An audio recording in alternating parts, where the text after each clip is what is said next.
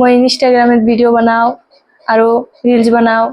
ওই ল'ৰাটোৰ লগত মোৰ ভিডিঅ'টা যেটা ভিডিঅ' ভাইৰেল হৈছে, ওই ল'ৰাটো মোৰ বয়ফ্রেন্ড লাগে, কিন্তু 2 বছরকার সম্পর্ক।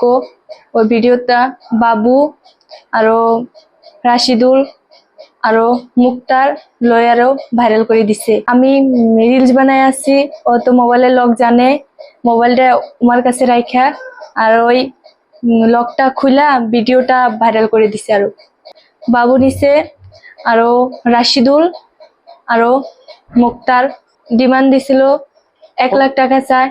1 লাখ টাকা যদি দেয় ভিডিওটা ডিলিট করে দিব, আর যদি না দেয় ভাইরাল করে দিব। আমি নিশ্চয় যে ময়ও থানাত যাম আৰু ময়ও থানাত কমপ্লেন জানাম। বাবু, রাশিদুল, মুক্তার জানাই আছো যে মোর ভিডিওটা যে ভাইরাল করছে তার বিচার লাগে আমার। গতিয়া বিলাসীপাৰাত যি নীলা ছবিৰ পয়ঃবৰ ঘটিছিল, এই সংক্ৰান্তত যোৱা কিছুদিনৰ পৰাই ছ'চিয়েল মিডিয়া নিউজত ভাইৰেল হোৱাৰ পিছত বিলাসীপাৰা পুলিচ প্ৰশাসনৰ ওচৰত দাবী উত্থাপন কৰা হৈছিল আৰু পুলিচ প্ৰশাসনে দাবীৰ প্ৰতি সঁহাৰি জনাই ইতিমধ্যেই ভাইৰেল নীলা ছবিৰ লগত জড়িত ল'ৰা ছোৱালীক থানাত হাজিৰ কৰাইছে। আমাৰ এটা দাবী যে নীলা ছবি ভাইৰেল হোৱাৰ ক্ষেত্ৰত যিসকলে কৰিছে তেওঁলোকৰ ওপৰতো বিহিত ব্যৱস্থা গ্ৰহণ কৰা হওক।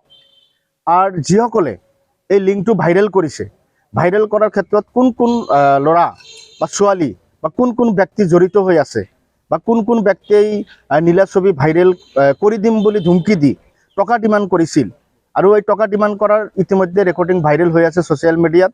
সেইসকল ব্যক্তিকো পুলিচে তদন্তৰ আওতাত আনিব লাগে আৰু এই সমস্ত ঘটনাটো সমূলে নিৰ্মূল কৰাৰ ক্ষেত্ৰত পুলিচে যাতে কোনো ধৰণৰ পানী নহৰকা ব্যৱস্থাৰে তদন্ত কৰি এই এটা নিৰ্মূল ব্যৱস্থা গ্ৰহণ কৰিবলৈ আমি আৰক্ষী প্ৰশাসনক দাবী জনাইছোঁ।